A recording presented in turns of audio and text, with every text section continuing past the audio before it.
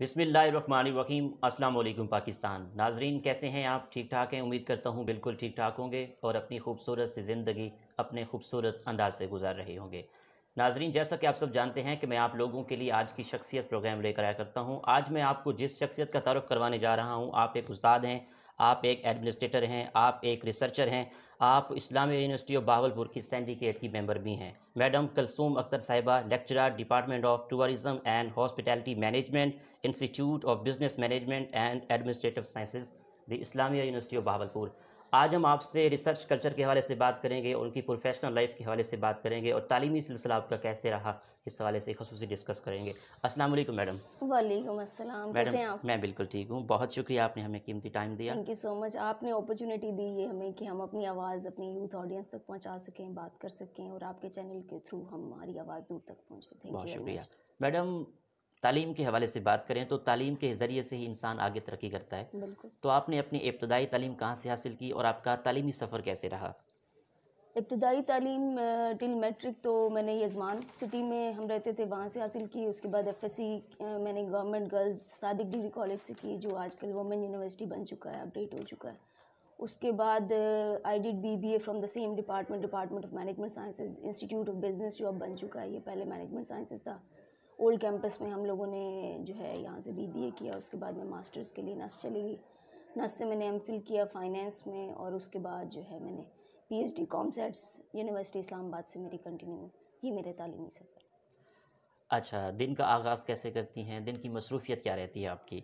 दिन की मसरूफ़ियत जब आप फैकल्टी मेंबर बनते हैं तो स्टूडेंट से ही स्टार्ट होती है और स्टूडेंट पे ही एंड होती है। उसमें सॉरी, जो जी। स्टूडेंट कल्चर है या टीचिंग में जब हम आते हैं तो हम जब उठते हैं, आते हैं यूनिवर्सिटी, हम अपना दिन स्टार्ट करते हैं तो हमारे अंदर एंथुसिज्म, एनर्जी सारी स्टूडेंट्स की वजह से क्रिएट होती है। मेरा दिन कैसे गुजरता है मुझे बिल्कुल आइडिया नहीं होता, क्योंकि स्टूडेंट कंसल्टेशन में मैं फुली इन हूँ, एडमिनिस्ट्रेटिव की ड्यूटीज़ में मैं फुली इन्वॉल्व हूँ, टीचिंग में मैं फुली इन हूँ और जो बचा खुचा टाइम रहता है वो मैं अपनी रिसर्च को देती हूँ, लाइब्रेरी में बैठती हूँ और इधर दिन का पता नहीं चलता। इन शॉर्ट कि कब 12 बजते हैं रात के और कब सुबह होती है, नो आइडिया एट ऑल। ठीक। मैडम, आपका एरिया ऑफ़ स्टडी क्या है रिसर्च के हवाले से? मेरा एरिया ऑफ स्टडी जो है वो प्योर फाइनेंस में मेरी पीएचडी चल रही है। इससे पहले मेरा जो हुँ। मास्टर्स था वो भी फाइनेंस एंड इन्वेस्टमेंट में था और मेरा जो प्रोफेशनल एक्सपीरियंस है वो भी मैंने 4 इयर्स बैंकिंग की है और 4.5 इयर्स, और उसके बाद मेरा 4th ईयर इधर टीचिंग में भी कंटिन्यू। प्योर एरिया फाइनेंस का बनता है, लेकिन इस टाइम मैंने जो डिपार्टमेंट अपने ट्रस्ट के तौर पे ज्वाइन किया वो department of tourism and hospitality management है, which is considered as the most interesting department of this university and I guess most interesting discipline around the world. That's what I believe. ठीक। Madam, quality enhancement cell का क्या मकसद है और क्या काम सरअंजाम दे रहा है? क्वालिटी इन्हांसमेंट सेल का जो मैं समझती हूँ मकसद, it's a backbone for the quality checking. आपने कहाँ से स्टार्ट करना है, आपने क्वालिटी ऑफ टीचिंग को चेक करना है, आपने क्वालिटी ऑफ स्टूडेंट इनटेक को मेक श्योर करना है, आपने क्वालिटी ऑफ रिसर्च को मेक श्योर करना है, आपने अपनी यूनिवर्सिटी को फ्रंट लाइन पे लाके खड़ा करना है।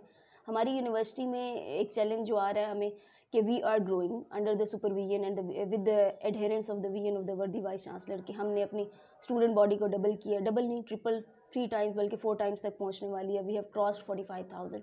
हमारी फैकल्टी 900 प्लस हो चुकी है, हमारे टीचर जो है पीएचडी फैकल्टी 400 प्लस हो चुकी है। तो इन सब के बावजूद जब हम ग्रो कर रहे हैं तो क्वालिटी इन्हांसमेंट सेल के लिए ये चैलेंज है कि वो क्वालिटी को मेक श्योर करता रहे हर जगह पे। ये ना स्टूडेंट बढ़ जाए और वो हम उनको जो पीस ऑफ पेपर डिग्री के फॉर्म में दें उसकी वर्थ डिक्रीज हो जाए, तो इसकी रिस्पॉन्सिबिलिटी बढ़ती जाती है। यूनिवर्सिटी को रैंकिंग्स पे अप्लाई करवाना, हमारी सेल्फ असेसमेंट करना, एचईसी की नज़र में अपने पिक्चर को बेहतर पोर्ट्रे करना, ये सब क्वालिटी इन्हांसमेंट सेल की रिस्पॉन्सिबिलिटी है, जो कि being the part of quality enhancement cell हम ये करते रहते हैं। आप दी इस्लामिया यूनिवर्सिटी बहावलपुर की सिंडिकेट की मेंबर हैं, तो जी अब तक आप अल्हम्दुलिल्लाह। रही हैं, तो उसमें क्या-क्या अचीवमेंट्स हुई हैं, क्या-क्या इक़दाम हुए हैं और आगे इन फ्यूचर क्या प्लान्स हैं? मेरी लक इस वजह से अच्छी रही है कि जैसे मैंने सिंडिकेट को ज्वाइन किया, ये प्रोफेसर डॉक्टर अतर महबूब साहब का दौर है हुँ। और लास्ट ईयर फेब से it's been 1 year and 2 months I am the part of this syndicate. This is very prestigious forum, आपको बड़ा लर्न करने को मिलता है। हमने बड़े विजनरी स्टेप लिए वीस साहब की सपोर्ट के साथ कि हमने इधर स्टूडेंट टीचर रेशो बड़ी कम थी, स्टूडेंट टीचर रेशो के लिए हम एक नया फार्मूला लेके आए। एसोसिएट लेक्चरर्स किसी के ख्याल में भी नहीं था, ठीक। बाकी यूनिवर्सिटीज़ में टीए होते थे, हम एसोसिएट लेक्चरर्स लेके आए। हमने स्टूडेंट टीचर रेशो को मेंटेन किया, और वही क्वालिटी वाली बात कि क्वालिटी इन्हेंसमेंट सेल जब रैंकिंग पे अप्लाई करते हैं तो उससे स्टूडेंट टीचर रेशो पूछी जाती है। अब हमारे पास इतना नहीं था मार्जिन कि हम फुल टाइम इतनी फैकल्टी लेके आते। हम एसोसिएट लेक्चरर्स को हायर किया, उसके बाद हम इनको चेक करेंगे, कॉन्ट्रेक्चुअल बेसिस पे इनको कंटिन्यू कराएंगे। हमने अपने प्रोग्राम्स बढ़ाए, ठीक है, हमारे 48 प्रोग्राम से 123 प्रोग्राम्स हुए, 7 फैकल्टीज से 13 फैकल्टीज़ हुई। हमने बहुत सारे लोगों को एम्प्लॉयमेंट दी। अगेन वो सारी जो इंडोर्समेंट है वो सिंडिकेट के फोरम से हम सब कलीग्स ने मिलके की, under the supervision of chairman syndicate who is वर्दी vice chancellor professor doctor Athar महबूब। और ये सफ़र कंटिन्यू है।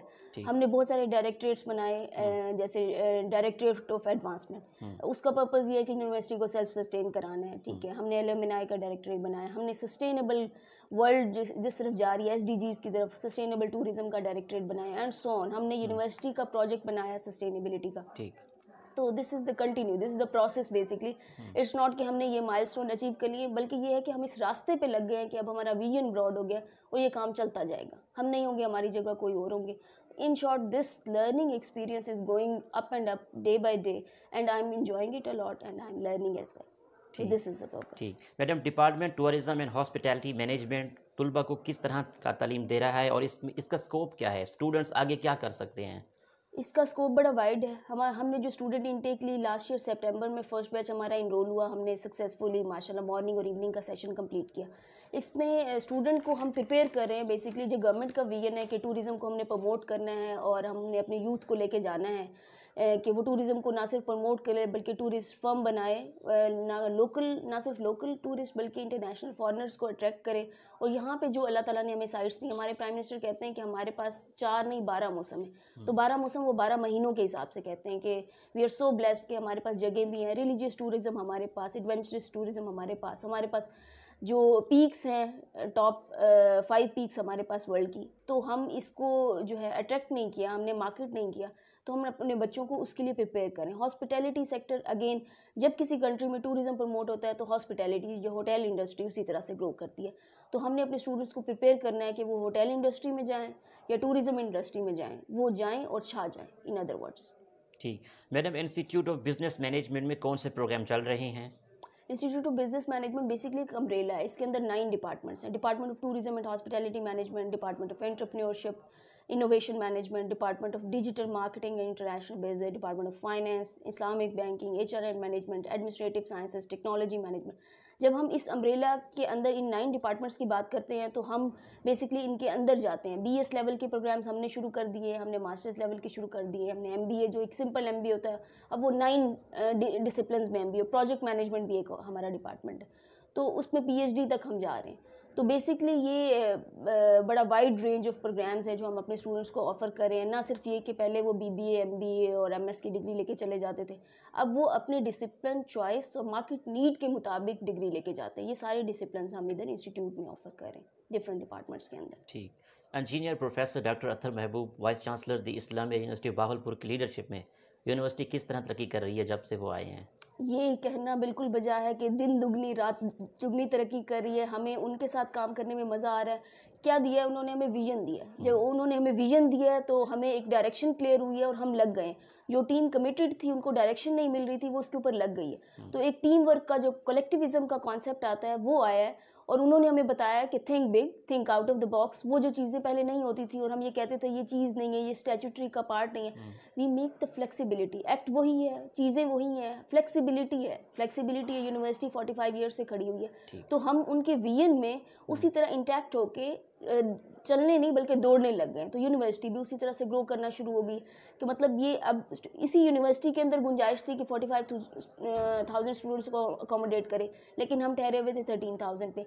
इसी यूनिवर्सिटी के अंदर गुंजाइश मौजूद है कि ये टॉप लाइन पाकिस्तान की फर्स्ट यूनिवर्सिटी बन सकती है, तो हम उनको बनाने जा रहे हैं इस यूनिवर्सिटी को। अगेन वीस साहब हमें गाइड कर रहे हैं और हम इस काम पे लग गए और इंशाल्लाह we will achieve it successfully इंशाल्लाह। I strongly believe in his capabilities and I strongly enjoy to work under his supervision as well. That's good.